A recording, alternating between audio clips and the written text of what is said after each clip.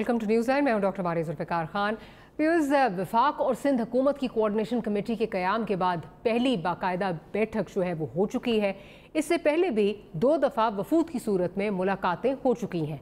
ताहाल कराची के बेहंगम हदूद की तरह फैले हुए मसाइल पर काम के लिए आगे कैसे बढ़ा जाए, इन बातों का तयन अभी हो रहा है। बारिश का नया स्पेल हर हफ्ते आता है और शहर अभी गंदे पानी और कीचड़ की दलदल से निकल नहीं पाता कि फिर बारिश आ जाती है। अब इस सूरत हाल में वफाक और सिंध की मुश्तरका कमेटी के क़याम के असरात कब तक सामने आएंगे? क्या कमेटी से मसाइल के हल के लिए बड़ी उम्मीदें लगाना दुरुस्त होगा भी?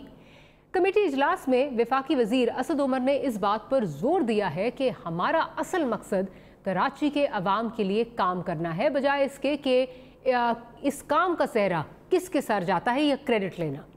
अब यहाँ सियासी इख्तलाफात को एक तरफ अगर रख भी दें तो अरबों रुपए की जो फंडिंग है वो भी कराची की मुश्किलात को हल करने की राह में रुकावट है।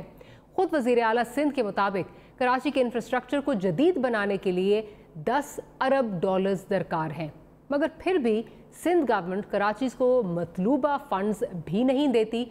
और इसलिए इस बारे में जो ये सवाल है वो यही होता है कि इख्तलाफात, इख्तियारात और फंड्स जैसे बड़े मसाइल के होते हुए कराची के मसाइल के हल के लिए वफाकी और सिंध हुकूमत का ताउन क्या हालात ठीक कर पाएगा? ये वो सवाल है जिसका प्रोग्राम के पहले सेगमेंट में हम जवाब ढूंढने की कोशिश करेंगे। We have a panel of senior journalist with अस।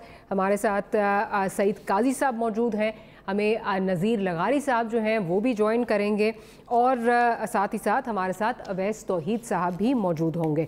तो बल्कि अवैस तौहीद साहब ने हमें ज्वाइन कर लिया है। तो मैं गुफ्तगू का आगाज़ सईद काजी साहब से करती हूँ।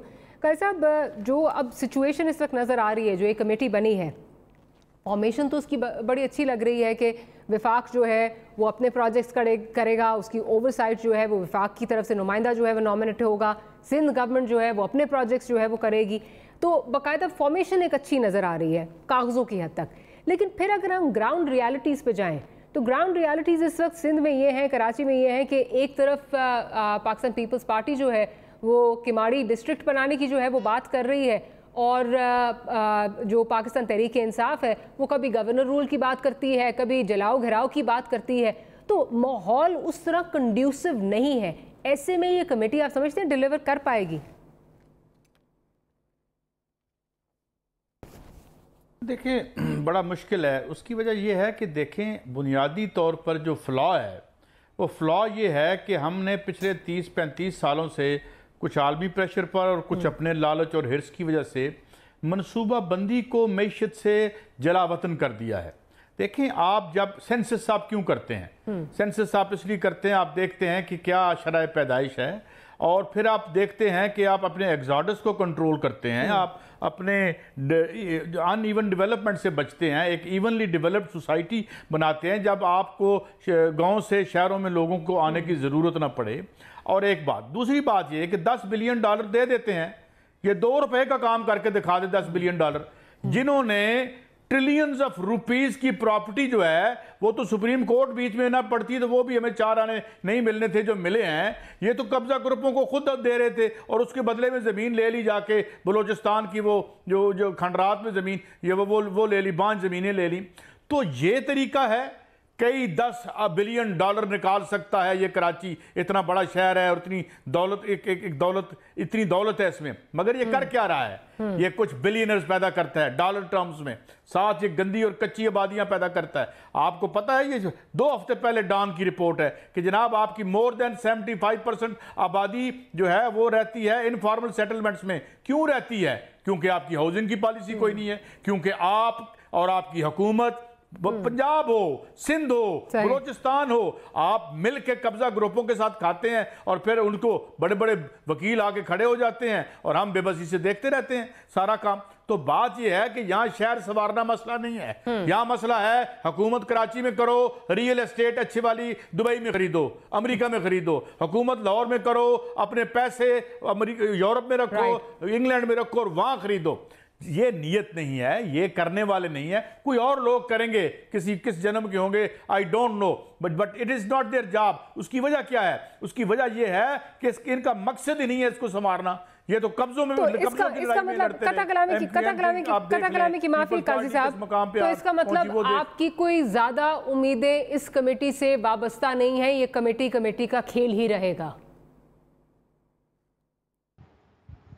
देखिए, मैं तो ये कहता हूं कि ये जो रूलिंग एलीट हमारे ऊपर मुसल्लत है, ये इसमें से कई कमेटी वैसे ही इस निजाम में चीजों का बेड़ा गर्क करना हो तो कमेटी बना दी जाती है। अच्छा, और जब कोई फैसला ना करना हो तो कमीशन बना देते हैं हम। आज से कौन से जुडिशियल कमीशन ने आज तक हमूद रहमान से लेके आज तक अपोर्शन की है रिस्पांसिबिलिटी लोगों तक? मुझे बताएं, ये जो पिछले इलेक्शन का जो जुडिशियल कमीशन बना था, उसमें से दोनों पार्टियां भंगड़े डालते बाहर निकली थी, हम भी जीत गए, आप भी जीत गए, और हारे कौन? इस मुल्क के अवाम। तो यही होता है, यही होता रहेगा इन पॉलिटिकल स्ट्रक्चर्स में, इन इकोनॉमिक स्ट्रक्चर्स में। 0.1% लोगों ने माल बनाना है और शहर सफर करेगा, गलाजत की दलदल में डूबता चला जाएगा इस निजाम में। इसके अलावा मुझे कुछ नजर नहीं आता। कुछ नहीं है। जी डॉक्टर नज़ीर लगारी साहब, जो मैं सईद काजी साहब की बातों से जो मैंने अक्स किया है, जो गैदर किया है, उसका लुबे लुबाब ये है कि कमेटी जो है वो किसी और की निकलेगी, कराची के अवाम की नहीं निकलेगी, और इस कमेटी से कुछ नहीं होने वाला।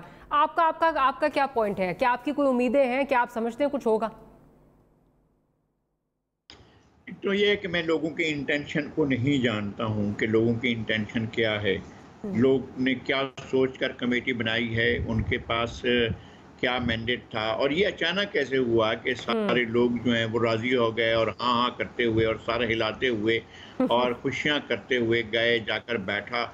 एक दिन पहले एक दूसरे पर इल्ज़ामात थे, फिर उसके बाद वो इल्ज़ामात का जो सारे का सारा पटारी थी उसको एक तरफ रख दिया गया। नहीं, उसके बाद गवर्नर रूल की बात होती रही और पता नहीं क्या क्या होता रहा।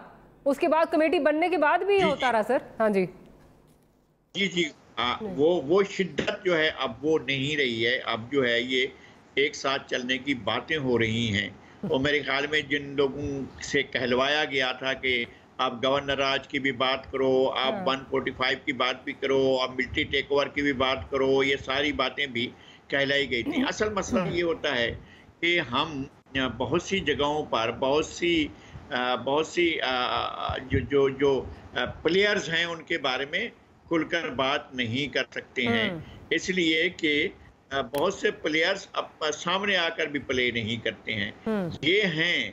ये स्टेक होल्डर्स हैं। जिस तरह से पिछले 30-40 साल से ज़्यादा अरसे से अर्बनाइजेशन शुरू हुई थी, तो अर्बनाइजेशन का पहला इनके पास हल होना चाहिए था कि जहाँ से लोग नकल मकानी कर रहे हैं वहाँ कम से कम अपना सिस्टम चेंज करें और लोगों को वहां पर डिलीवर करें ताकि लोग शहरों का रुख न करें। जब शहरों में आ रहे थे लोग, तो उस वक्त लोगों के पास कोई रास्ता नहीं था कि वो झुग्गियां बनाएं, अपनी मजदूरी पर चले जाएं, इसलिए कि डेवलपमेंट हो रही थी, शहर में इलाके आबाद हो रहे थे। कराची शहर की आबादी मेरे सामने 30 लाख थी, मैंने खुद उसको देखा था, और कराची की आबादी जो है वो 2 करोड़ से एक्सीड कर गई, ये भी मेरे सामने हुआ। तो मैं ये कह रहा हूँ कि शहर जो है वो बढ़ता रहा है, लेकिन हमारे पास टाउन प्लानिंग नहीं थी, हमारे पास कोई ऐसी चीज नहीं थी। ये जो लोग आते रहे उन्होंने कब्जे आते ही नहीं किए, उनके लिए एक ग्रुप बना। जो माफिया थी, माफिया वजूद में आई। कोई माफिया वजूद में नहीं आ सकती जब तक कि उसको रियासत के इदारे उसकी सरपरस्ती ना कर रहे हो। कर रहे थे, पुलिस सरपरस्ती कर रही थी, जिनकी जमीन थी केडीए की, जमीन थी केएमसी की, जमीन थी लैंड रेवेन्यू की, जमीन थी फोर्सेस की। फोर्सेस जमीन पर तो कोई कब्जा कर नहीं सकता था, ना कर सका है, ना किसी ने किया, लेकिन बाकी जो जमीनें थी उनके ऊपर कब्जे होते रहे और बाकी तमाम इदारे मिलकर देखते रहे, बल्कि अपना हिस्सा उसमें डालते रहे और वहां से माल बनाते रहे और अपने घर बनाते रहे। लेकिन बंदे का कसूर क्या है?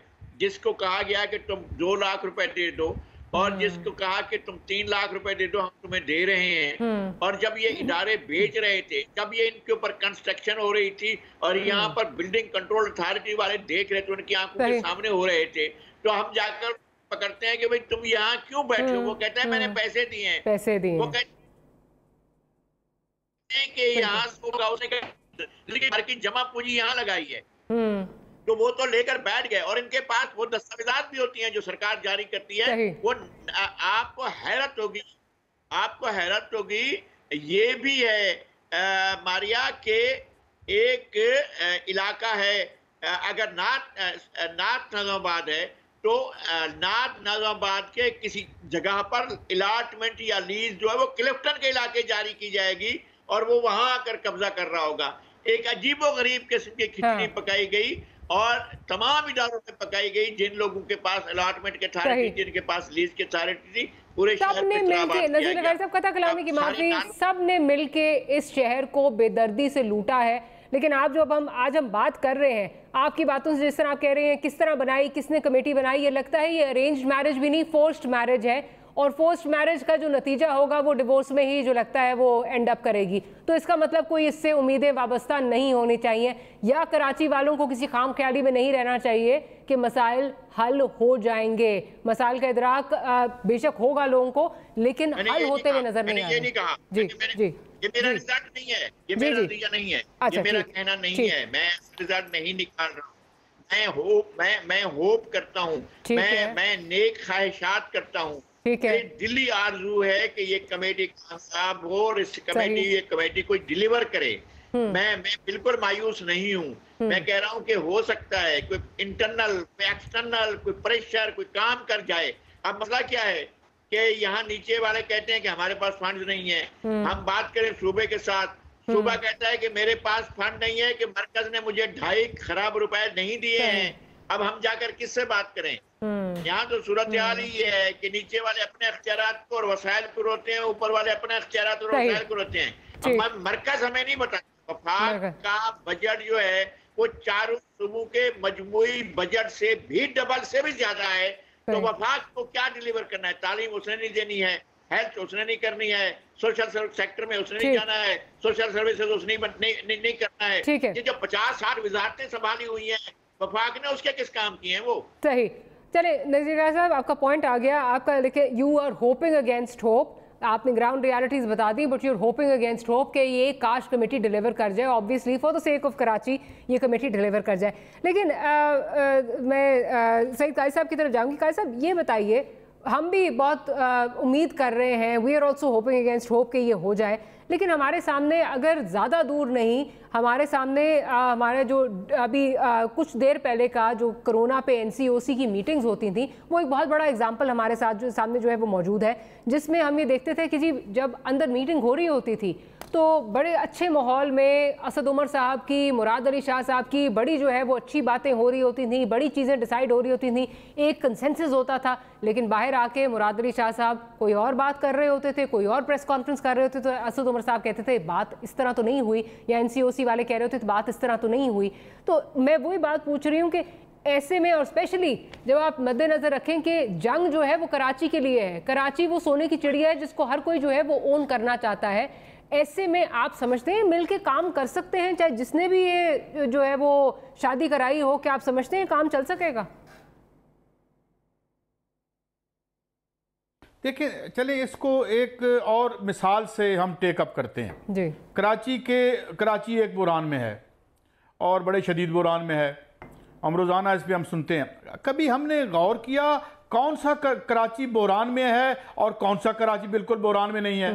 मैं तो कराची एक बड़े अरसे से नहीं गया, मगर नज़ीर लगारी साहब हमारे उस्ताद हैं, आप लोग बैठे हैं, आपको पता होगा कि वो कौन से पॉश एरिया है जहां हम अंदर जाएं तो लगता है ये कराची वो है ही नहीं कराची। मुझे बताएं, जो DHA है या आपका जो बैरिया टाउन है, आपको वो नजर आता है वो कराची है? तो बुनियादी तौर पर 2 कराची हैं। अब गौर करने की बात यह है कि जिस तरह 2 कराची हैं, इसी तरह कराची की 2 मैशतें हैं। अब एक और गौर करने की बात यह है कि ये जो 2 मैशतें हैं, इनमें से एक अगर ऊपर जाएगी तो दूसरी नीचे आएगी, और जब दूसरी नीचे आएगी तो पहली ऊपर जाएगी। ये दोनों इकट्ठी ऊपर नहीं जा सकती। ये समझ लें आप, जो मैशत इस हुक्मरान तबके ने और जो इलाके इन्होंने अपने लिए बना रखे हैं, उधर अंदर जाके तो देखें, अमेरिका और कनाडा को आप मात कर देते हैं, बाहर निकलते हैं तो आपको अफ्रीका जन्नत नजर आता है, या और कोई इंडिया की झोपड़पट्टियां हैं जो कुरला, और वो आपको जन्नत नजर आती हैं। तो बात समझने की है ये दो मीशतें राइज हैं, और जब तक ये जो पहली मीशत है जो चोरी चकारी, काले धन, लूट मार और कब्जे पर मबनी है, और जिसमें स्टेट के तमाम इदारों की कनायमत शामिल है, जब तक आप उसे डिसमेंटल नहीं करते, इन्हें आउट ऑफ बिजनेस नहीं करते। जरा अपने मुअज़्ज़ज़ लोगों के नाम तो याद करें जो इस मुल्क के मुअज़्ज़ज़ तरीन लोग हैं, सारे कब्जा ग्रुप है, मैं नाम नहीं लेता, आपकी क्या पॉलिसी होगी आपकी। ये पिंडी में कौन है, और वो पीपल्स पार्टी के वो जो है करता धरता बैठे हुए हैं, और एक और साहब हैं जो मल्लात तकसीम करते हैं। तो बात समझने की है, बड़ी आसान बात है, हम समझना नहीं चाहते। जिस वक्त तक आप जुर्म पर मबनी मैशत को ख़त्म नहीं करते, आपकी हाउसिंग हो, आपकी टाउन प्लानिंग हो, सेहत हो, आपकी तालीम हो, तमाम वो फरीजे जो आइन का 1973 का कॉन्स्टिट्यूशन हमें इंश्योर यानी कहता है, वो आपको नहीं मिलने, वो बिल्कुल नहीं मिलने। ये कराची जब तक सोना काले धन वालों के लिए उगलता रहेगा और हमारे गटर उबलते रहेंगे, ये इकट्ठे नहीं चल सकते। ये जिस वक्त तक आप इनको उठा के तारीख के कूड़ेदान में इस गलाजत को नहीं फेंकते जो हुक्मरान तबके की सूरत हमारे ऊपर मुसल्लत है, हमारे गटर उबलते रहेंगे। और ये दरमियान में कोई जुल्फकार अली भुट्टो की किताब FIM असैसिनेटेड, उसका एक ही फिक्रा था बड़ा अहम, जिसमें उन्होंने कहा था कि मैं दो तबकों के माबैन एक आबरूमंदाना मसालियत कराते हुए दोनों के दरमियान पिस गया, जो उन्होंने खुद लिखा और जो शायद पीपल्स पार्टी के किसी बंदे ने नहीं पढ़ा। ये पुल नहीं बनना, ये एक गलीज आबादी से एक इंतहाई आला और खूबसूरत इलाके के दरमियान पुल नहीं बनता। ठीक है, ठीक है। मैं जरा अवैस साहब से मेंटेन करने के लिए इधर आपको गंद डालना पड़ेगा, और या वो गंद साफ करने के लिए आपको ये you have to make the choice. तहरीकों को ये करना है, पॉलिटिकल लीडरशिप को करना है। अफसोस की बात यह है पॉलिटिकल लीडरशिप को ऑप्ट हो चुकी है। जी डॉक्टर मारिया करेगा कौन? अवैस तौहीद साहब के साथ तरफ चलती हूँ। अवैस साहब, बात हो रही है जो ये कमेटी बनी है, कोऑर्डिनेशन कमेटी बनी है, जिसमें ये कहा जा रहा है कराची के मसाइल जो हैं वो हल होंगे, लेकिन ग्राउंड रियलिटीज़ अभी आपके आने से थोड़ी देर पहले हम यही डिस्कस कर रहे थे, ग्राउंड रियलिटीज़ बहुत मुख्तलिफ हैं। कहीं गवर्नर राज की बात हो रही है, कहीं जो है वो किमाड़ी की बात हो रही है, आपस में जो है वो कोई कंसेंसस, कोई कंड्यूसिव एनवायरनमेंट हमें नज़र नहीं आ रहा। ऐसे में हम ये पूछ रहे हैं कमेटी डिलीवर कर पाएगी या फिर ये कमेटी का खेल रह जाएगा जैसे इस मुल्क में हमेशा होता आया है? नहीं, मैं नहीं समझता कि ये मुशावरती कमेटी जो है, कोऑर्डिनेशन कमेटी, ये कराची को मसाइल की दलदल से निकाल सकता है, क्योंकि तीनों जमातों के अपने पॉलिटिकल इंटरेस्ट है और उन इंटरेस्ट का जो है वो कॉन्फ्लिक्ट है। ये कन्वर्जेंस तो है ही नहीं, ये तो मतवाजी लाइन पे चल रहे हैं। MKM जो है वो नए सूबे की बात कर रहा है, जिस रोज इन सारे विफाकी और सिंध गवर्नमेंट के जो अरकान हैं उनकी गवर्नर हाउस में इजलास हुआ, उस रोज आमिर खान साहब जो है वो नए सूबे का मुतालबा कर रहे हैं। उन्हें पता है कि सिंध के अंदर इस मामले पर बहुत शोर मचेगा, ये तकसीम नहीं मंजूर है सिंध के अवाम को, उसके बावजूद उन्होंने कराची को नए सूबे बनाने का ऐलान का जो है वो बयान दिया। उसके बाद जो फारिग तहसील यानी कि जो बिल्कुल जिनको सुप्रीम कोर्ट के चीफ जस्टिस ने कहा भाई आप हमारी जान कब छोड़ रहे हैं, MKM के मेयर वसीम अख्तर साहब, वो उनको इजलास में भेजा। तो जब वो जाने वाले हैं, उनकी परफॉर्मेंस नहीं है, छोड़े करप्शन का क्या इख्तियार क्या नहीं है, वो कुछ डिलीवर नहीं कर सके, तो MKM को वहां पे उनको भेजने की जरूरत क्या थी? अपने मिडिल ऑफिसर को भेज देते जिनको रुकन बनाना था आपको कोऑर्डिनेशन कमेटी में। फिर पीपल्स पार्टी को देख लीजिए, पीपल्स पार्टी ने क्या सोने पे सुहागा किया कि किमाड़ी जिला बनाने की तश्कील का ऐलान कर दिया। इसका मतलब उन्हें पता है कि इस पे सियासी पॉइंट स्कोरिंग होगी। ये बल्दियात देखिए, फिर तहरीक इंसाफ का है, तहरीक इंसाफ को सबसे ज्यादा वहां से नशिस्तें मिली है, 14 नशिस्तें नेशनल असेंबली की, लेकिन क्या अब तक कोई डिलीवर किया है? क्या ये 149 के तहत जो है वो हम नाफिज कर देंगे, गवर्नर राज लगा देंगे बगैर किसी कॉम्प्रिहेंशन के अमेंडमेंट के बाद ये चीज नहीं हो सकती इतनी आसानी से। आपके वहां पे पॉलिटिकल स्टेक्स हैं, आप अपोजिशन पार्टी की तरह क्या वहां पर शोर शराबा करें, डिलीवर करें। तो कहने का मकसद ये है कि कराची जो है सियासी चक्की में पिसा जा रहा है तीनों जमातों कि मुझे जो है वो नीयत साफ नजर नहीं आती, बिलखुसूस MKM और पाकिस्तान पीपल्स पार्टी जिन्होंने गुज़िश्ता कई दिहाइयों से इस सूबे पर हुकूमत की है। कैसे जिम्मेदारी से बरिजमा हो सकते हैं। आप उनसे बात करें, 10 आपको सोल्यूशन दे देंगे। क्यों इख्तियारात होने चाहिए, आर्टिकल 140 जो हमने नहीं सर, आज तो वैसे सब कथा कलामी की माफी, आज तो बड़ी इंटरेस्टिंग चीज़, आपकी फैमिली रहती है कराची में, बड़ी इंटरेस्टिंग चीज़ मुराद अली शाह साहब के से बयान जो मंसूब किया जा रहा है, उन्होंने कहा जी अब तो हालात बहुत अच्छे हो गए हैं, जहाँ 4-4 दिन पानी खड़ा रहता था तो हम 4 घंटों में जो है वो सफाइयाँ जो है वो कर रहे हैं, 4 घंटों में पानी जो है वो गायब हो रहा है। तो हम तो बड़े हैरान थे। हमने कहा आप दोनों, आप सबसे पूछेंगे जिनकी फैमिलीज रहती हैं कि वाकई this magic wand has been waved और हालात इतने बेहतर हो गए। नहीं, जाहिर बात है हमारे यहाँ से कैसे हो सकता है। देखिए, कराची एक दुनिया के दर्जनों ममालिक से ज्यादा आबादी वाला शहर है, यानी कि चीफ जस्टिस सुप्रीम कोर्ट की उन्होंने 3.5 करोड़ आबादी कह दिया, वो कि 1 करोड़ 60 लाख 1 करोड़ 70 लाख सेंसस में है, जो 2-3 बरस पहले जो हमारे यहाँ मदद हुई थी। कहने का मकसद ये, मुराद अली शाह साहब पीपल्स पार्टी का जब तक ओनरशिप नहीं होगी, आप वहां पर क्या ये बल्दियाती इंतखाबात से पहले की ये लड़ाई नजर आ रही है ना, जो तीनों जमातें इस वक्त मुतारिक है, खासतौर पे एमकेएम और पीपल्स पार्टी, वो रोना रो रहे हैं, इसके पॉइंट स्कोरिंग कर रहे हैं। देखिए, नए सूबा बनेगा, उससे पीपल्स पार्टी अपनी पॉइंट स्कोरिंग या अपनी कॉन्स्टिट्यूंसी को स्ट्रॉन्ग करेगा कि सिंध के अंदर एक कौम परस्त जो नारा है वो उसको उससे कैपिटलाइज करेगा और अपनी कॉन्स्टिट्यूंसी को मजबूत करने की कोशिश करेगा। एमकेएम जो है वो कहेगी कि लीजिए देखिए, ये लिसानी बुनियादों पर उन्होंने केमाड़ी जिला बना दिया, तो अब हम क्या करेंगे। बात ये है कि इनको ना ओनरशिप है इनकी, ना इनको समझ है, ये तो जिम्मेदार है। हजारों एकड़ जमीन ऐसे टाइकून को किसने दी है, जिसका तस्वीर जो है वो सुप्रीम कोर्ट में हुआ 2 साल कबल। और फिर आप ये बताएं पीपल्स पार्टी वाले कि किस तरीके से क्लिफ्टन में बिलावल हाउस के इर्द गिर्द जो है वो मकानात की खरीदो फरोख्त हुई है, किस तरीके से। कथा कलामी की माफी, मुझे ब्रेक पे जाना है, लेकिन ऑन द होल जो इस सेगमेंट से हमने जो नतीजा अखज़ किया है वो ये है, नज़ीर लगारी साहब is very hopeful, hopping against hope के मसाइल जो हैं वो हल हो जाएं, लेकिन ऑन द होल ज़्यादा हमारे पार्टिसिपेंट्स जो हैं वो होपफुल नहीं हैं, क्योंकि जिस तरह हमने बड़ी तफसील से बात की कि एजेंडाज बिल्कुल डिफरेंट हैं, तीनों पार्टीज जितने स्टेक होल्डर्स हैं उनके एजेंडाज डिफरेंट है और कंसेंसस कहीं नहीं हो रहा। जी, अब ऐसा हल है, लेकिन हल है उतना ही पेचीदा है सियासी जमातों के लिए जितने वहां के मसाइल हैं। वो पॉलिटिकल विल तो दिखाए ना, ब्रेक के बाद आए तो फिर बात करते हैं। एक छोटी सी ब्रेक लेनी है, ब्रेक के बाद हाजिर होते हैं तो गुफ्तगू को यहीं से कंटिन्यू करेंगे।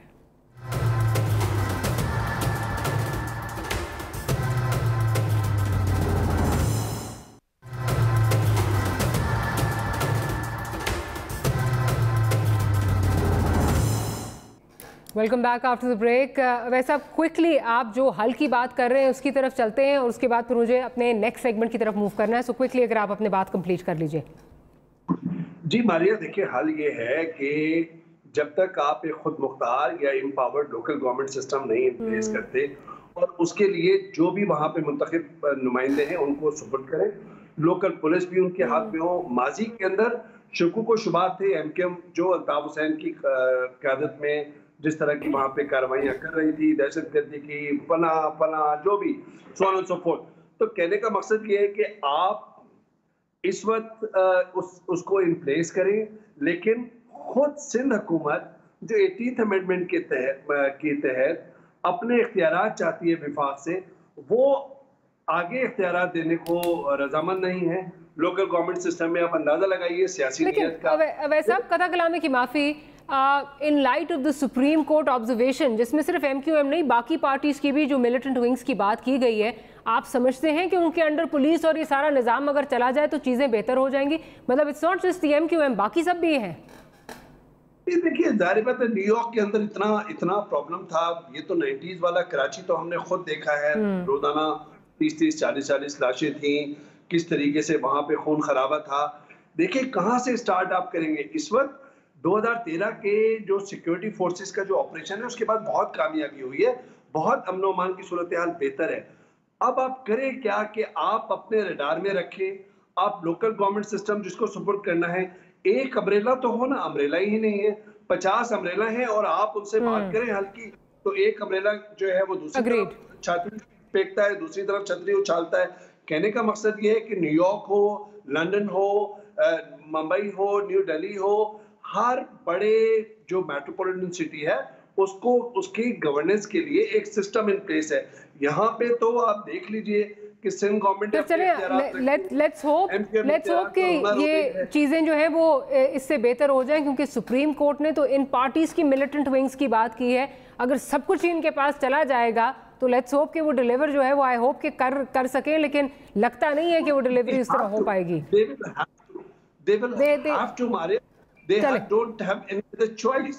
बिकॉज़ आपकी सिक्योरिटी फोर्सेस वहां पे हैं, रेंजर्स वहां पे 25 बरस से वहां पे मौजूद है और अच्छी खासी तादाद में मौजूद है। राइट।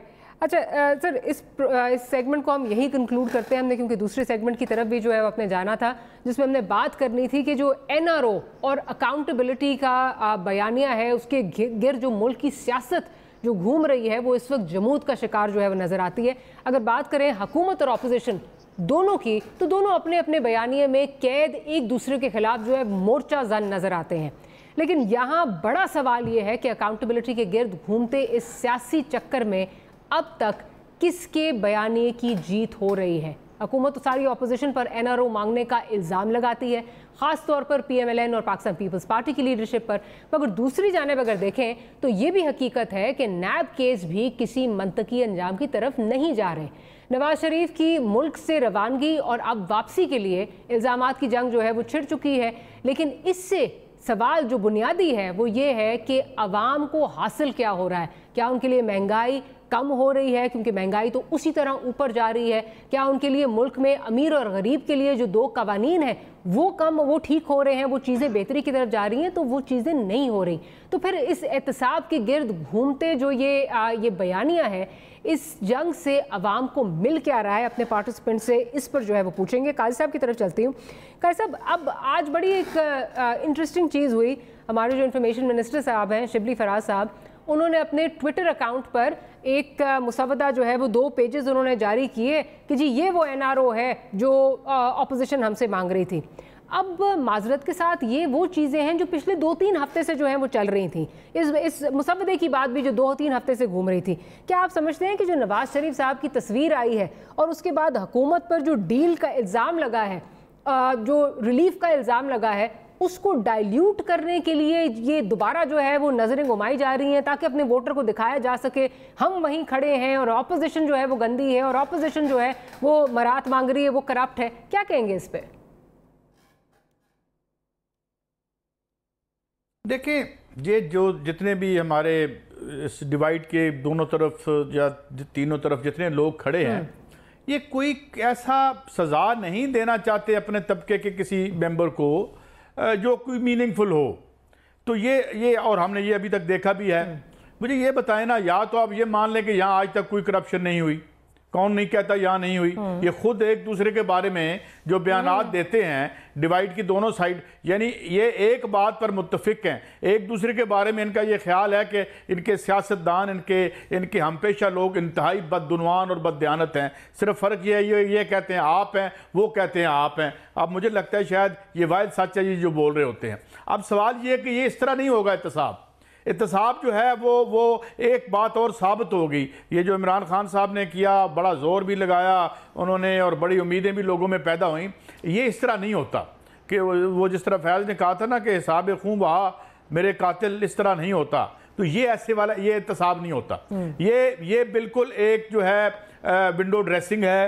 आपने देखा वो अरशद मलिक को किसी ने पूछा कि तुम एक मुलजिम के घर क्या करने गए थे, वो जो गंदी वीडियो निकली और न जाने उसके गिर्द कितने ताने बाने झूठ के बुने गए, किसी ने किसी को रिस्पॉन्सिबल होल्ड किया कि भाई क्या हुआ था।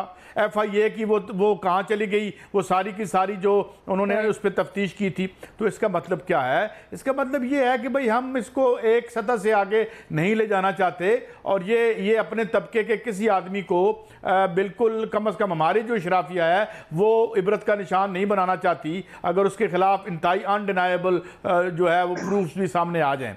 बाकी रहेगी, जाहिर है एक बयानियत अब क्या करे पीटीआई, तो ये तो अब ये फेस सेविंग तो उसे करनी पड़ेगी कि जनाब हम वापस लाएंगे, ये करेंगे। उनके इख्तियार में भी पता नहीं था ये एहतसाब या नहीं था, वो करना चाहते थे नहीं करना चाहते थे, करना चाहते थे तो कौन उनका हाथ रोक रहा था, हाथ रोक रहा था तो उन्होंने खुल के हमारे साथ बात क्यों नहीं की। ये तमाम सवाल हैं जिनके हमें जवाब नहीं मिले। मैं आपको एक बात बता दूं, ये जो एहतसाब है ये इनकलाबात लेते होते हैं, इनकलाबात के जरिए एहतसाब होगा।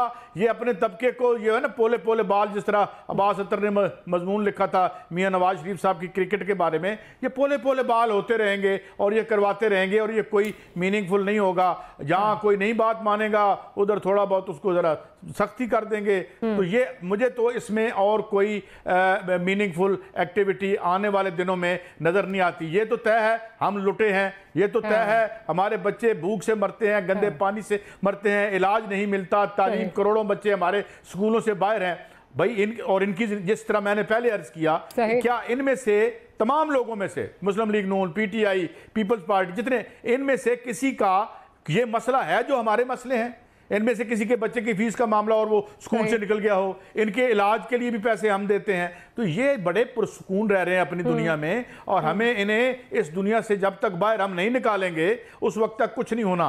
जब तक इन्हें पता ना हो कि इनके इलाज वहीं होगा जहां हमारा होना है, तो फिर हमारे इलाज की जगह ठीक नहीं होगी, हमारे घर साफ नहीं होंगे, हमारे नालों में गंदगी फंसी रहेगी। तो ये एहतसाब का भी मेरे ख्याल में डॉक्टर मारिया यही मामला है। जी अच्छा लगारी साहब, अब कल 2-3 दिन से जब से नवाज शरीफ साहब की तस्वीर जो है वो आई है, तब से हुकूमत जो है वो हरकत में आ गई। और ये होता यही आ रहा है जब से 9-10 महीने नवाज शरीफ साहब गए हुए हैं कि जैसे कोई तस्वीर आती है तो हुकूमत को याद आता है ओ हो ये तो बाहर हैं, फिर उनको याद आता है हमने इनको वापस लाना है, फिर वो खत खिताबत की बातें भी जो हैं वो चलती हैं। और अब तो सबसे इजी जो स्केपगोट और जो सबसे इजी जो ब्लेम के लिए मिल गया है वो कोरोना है कि जी कोरोना की वजह से सब चीज़ें जो हैं वो लटक गई और नहीं हो पाया और ये नहीं हो रहा और वो नहीं हो रहा।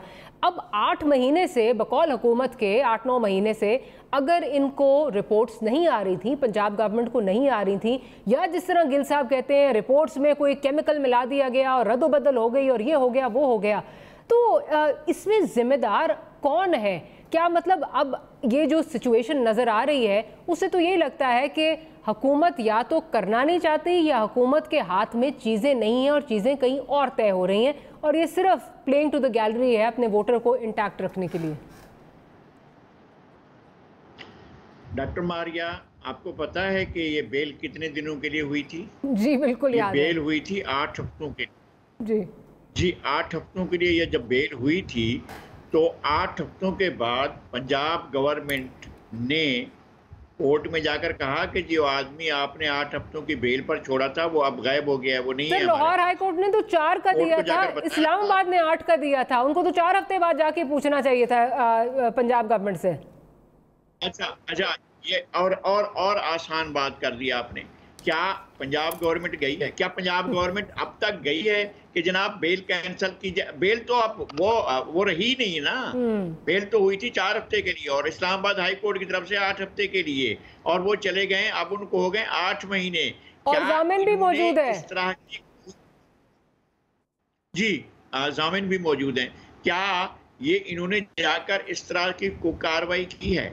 नवाज शरीफ ने चोरी की होगी, जरदारी ने चोरी की होगी और पार्टियों ने की होगी। ये जो अब बैठे हुए ये चोरियां कर रहे हैं और बड़े पैमाने पर कर रहे हैं, पिछले सारे रिकॉर्ड तोड़ रहे हैं। ये इन्होंने जो कुछ आटे में खाया, इन्होंने जो कुछ चीनी में खाया, इन्होंने जो कुछ पेट्रोल में खाया, इन्होंने जो कुछ टमाटर में खाया, इन्होंने लोगों की खाल उतार दी, इन्होंने एक एक चीज महंगी कर दी। चीनी के लिए 55 रुपए वाली चीनी जब शोर मचाया गया और कहा गया कि भाई ये 85 और 90 तक पहुंच गई है, तो उन्होंने कहा सब्र करो, ये अब 110 पर पहुंच रही है। बजाय इसके कि कम करते, और ये आर्डर भी किए कि कम किए जाएं, लेकिन वापस ऊपर हो गए। और जो ये कहते हैं कि माफिया करती है, हम कुछ नहीं करते हैं। जो आपके सामने बैठे हुए हैं, जो आपके दाएं बाएं बैठे होते हैं, वही तो माफिया है ना। ये बेनिफिशियरी कौन है उसका? चीनी का बेनिफिशियरी कौन है? आटे का बेनिफिशियरी कौन है? पेट्रोल का बेनिफिशियरी कौन है? वो तो आपके साथ बैठे, आपकी काबीना में बैठे। अच्छा, फिर चीनी में क्या किया आपने? आपने कहा कि एक्सपोर्ट किया जाए, आपकी सदारत में माफिया कौन है भाई? किसको आप माफिया कह रहे हैं? कौन है, किस तरह की, उसकी शक्ल क्या है माफिया की? क्या काबीना की सदारत माफिया कर रही थी? तो आप अपने आप को क्या कह रहे हैं? आप अपनी शनाख्त क्या बता रहे हैं? और फिर आप इनका हिसाब लेने जा रहे हैं। आप काबिल खुद मुआखजा हैं आप इस वक्त।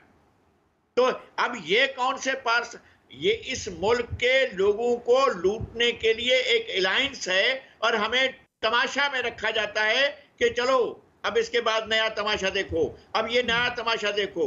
हमें इसमें उलझाया जाता है और हमें इसी में रखा जाता है कि काजी सईद साहब और मैं आपस में अपनी अपनी लॉजिक में लड़ना शुरू कर दें और ये सारे तमाशा देखें। जो खा रहे हैं वो तालियां भी बजाएं और कहें भी कि यार कैसी बात है, ये आपस में लड़ रहे हैं और आपस की बातें कर रहे हैं, हम अपने मजे से हैं। और यहाँ हुक्मरान अशराफिया मजे से है, इनके सारे इंस्टीट्यूशन मजे से हैं।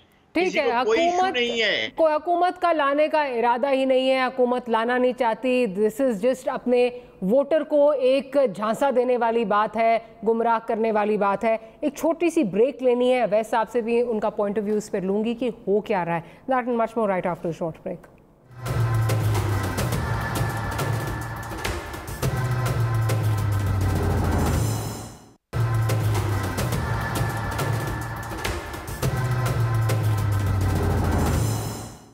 Welcome back after the break. Awais साहब, अब जो गुफ्तगू हो रही थी, जिस तरह पंजाब गवर्नमेंट को याद आता है इतने महीनों बाद कि जी नवाज शरीफ साहब को हमने वापस लाना है, फिर वही जो है वो गर्दान चल पड़ती है, कॉन्फ्रेंस प्रेस कॉन्फ्रेंस पे प्रेस कॉन्फ्रेंस, एक वजीर कुछ दूसरा कुछ, और फिर एक मुकाबलाबाजी होती है कि कौन ज़्यादा जो है वो आग लगाने वाला, शोला बयानी कौन ज़्यादा कर सकता है, कौन सा वजीर कर सकता है। इसमें अब सारी जो ग्राउंड रियलिटीज़ हैं वो देखें, अगर वाकई ये कुछ करना चाहें तो जो जामिन है शहबाज शरीफ साहब वो यहीं पे मौजूद हैं। पिछले 7 महीने से अगर नवाज शरीफ साहब रिपोर्ट्स नहीं भेज रहे, पासदारी नहीं कर रहे, तो उनको तो आप अरेस्ट कर सकते हैं, वो भी नहीं हो रहा। तो फिर क्या हम समझें इससे कि जिस तरह दोनों मेहमानों ने कहा कि अशराफिया को प्रोटेक्ट करती है, वो वाला मामला है, कैपेसिटी नहीं है, विल नहीं है, या फिर मामलात कहीं और तय हो रहे हैं? मिला जुला रुझान है हमारे। मैं ये समझता हूँ, देखिए बदकिस्मती से जो हमारा एहतसाब का निज़ाम है वो ताकतवर को शिकंजे में लेने के या ताकतवर के लिए जो है वो बना ही नहीं है। और ये बदकिस्मती है हमारे इस गरीब मुल्क की।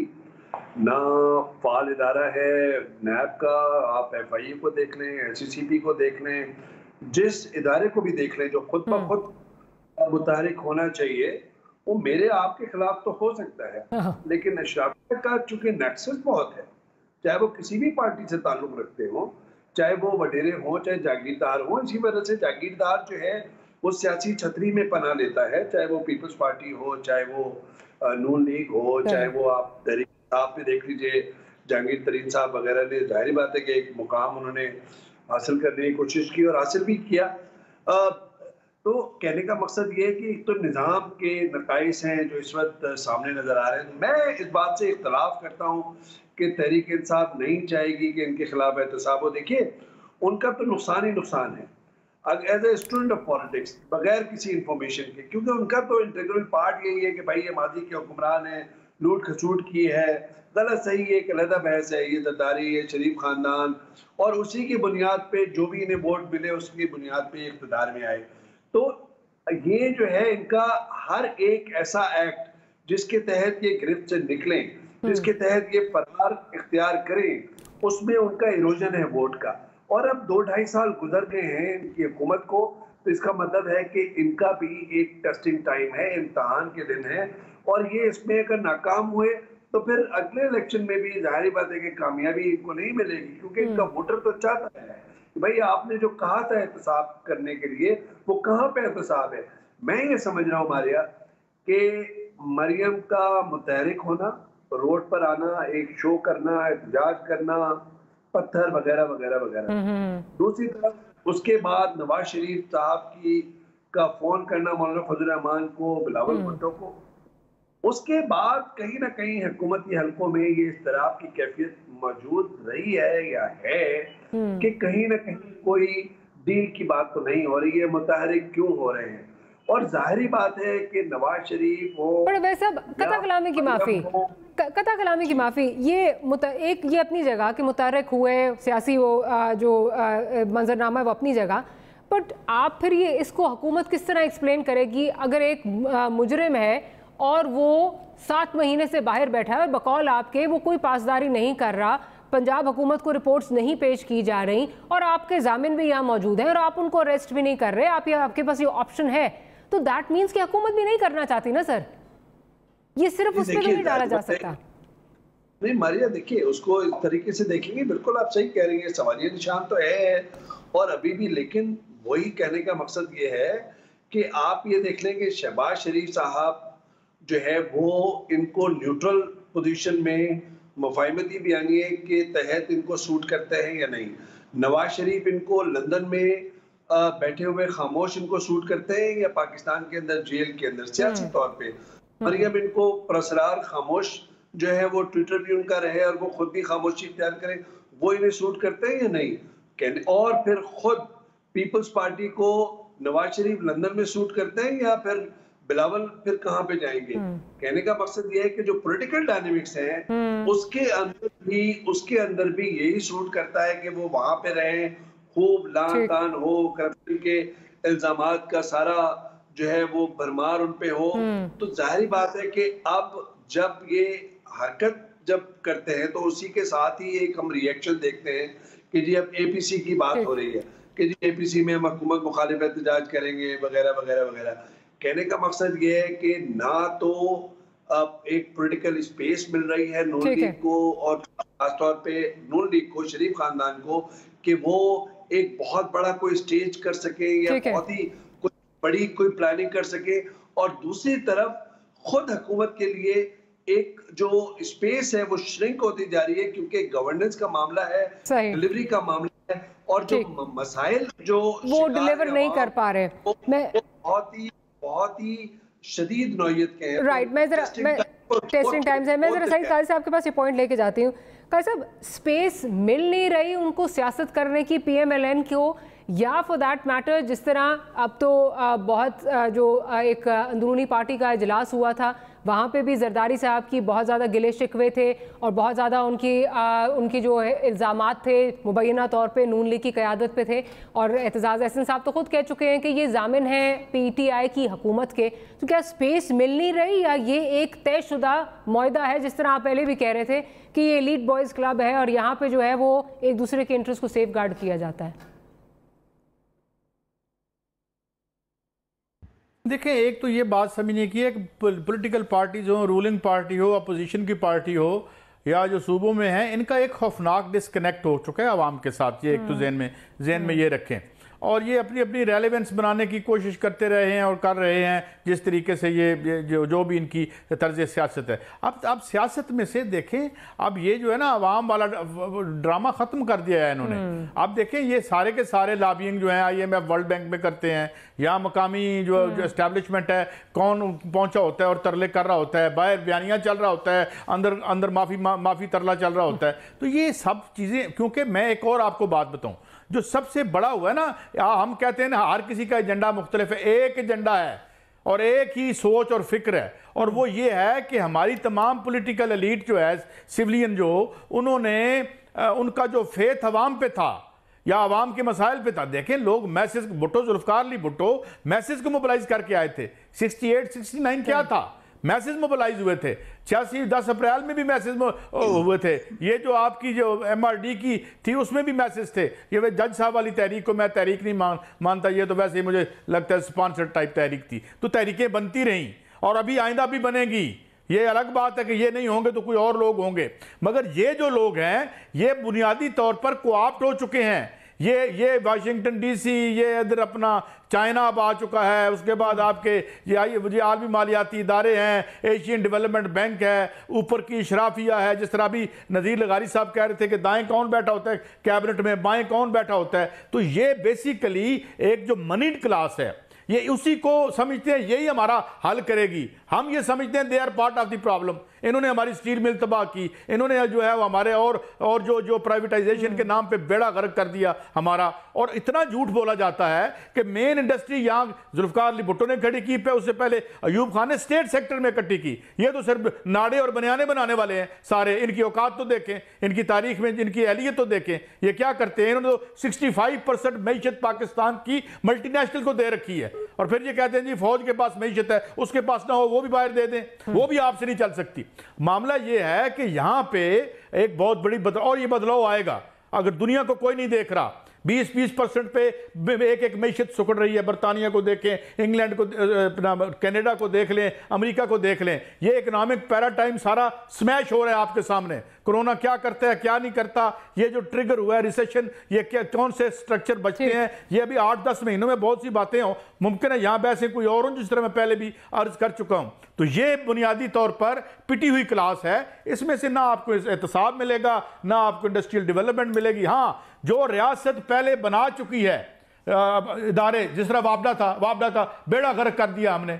दुनिया का दूसरा बड़ा एक कंबाइंड एक था, ये कंसर्न था जापान के बाद, उसका हमने जो अशर किया। मुझे बता दें, आज उनसे हम वायदे और MOU साइन करते फिरते हैं। ये तो ऐसी है जैसे, मुझे माफ कर दीजिएगा कि मोहम्मद खान डाकू से भी जाके हम MOU साइन। आप खुद कहते हैं कि 1000 अरब रुपए की जो है चोरी हुई है। मैं नहीं कह रहा, आपकी 9 रुकनी कमेटी ने कहा था। और आप मोहम्मद अली साहब के साथ बैठ के उनसे पूछ लेती हूं कि क्या वो आपके बोल रहे थे, आप बोल रहे हैं, मगर एक बात है। बिल्कुल बिल्कुल, क्योंकि प्रोग्राम की क्लोजर की तरफ जा रहे हैं। वैसे आप मुस्कुरा रहे हैं, क्या आप अग्री करते हैं सईद साहब जो बात कर रहे हैं? एक तो सईद काजी साहब और हमारा जाहिर बात है स्कूल के जमाने से, और खुद लगारी साहब का भी पॉलिटिक्स में कहीं ना कहीं हिस्सा रहा है किसी न किसी अंदाज में, और MRD के अंदर भी और वैसे भी। तो ये जो बात कर रहे हैं वो तो बिल्कुल जाहिर बात है, टोटली एग्री विद इट। लेकिन ऐसा नहीं है कि सियासी निज़ाम को जो है वो रद्द किया जाए, या सारे जो मसाइल की जड़ है वो इस सियासी निज़ाम में है, इस पार्लिमानी निज़ाम में है।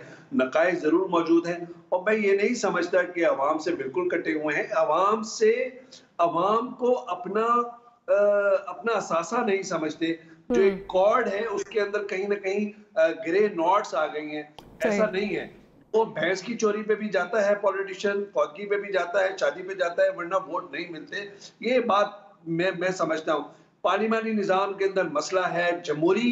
देखिए मुख्तसर अगर मैं आपसे कहूँ मारिया, देखिए हमने जमहूरी जो पार्लिमानी निजाम है वो तो इलेक्टोरल जमहूरियत तो हमने अपना ली, और हमने देख लिया 5-5 साल पूरे भी कर रही है इस वक्त सिविलियन हुकूमतें।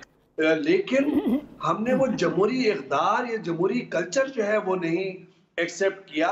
ना सियासी जमातों ने, ना हमारे इदारों ने, ना हमारे रियासती इदारों ने। इसी जगह पर भी जो है वो तनकीद या सवाल करने का जो है वो कहीं पे गुंजाइश नहीं है। वैसे I'll have to leave it there।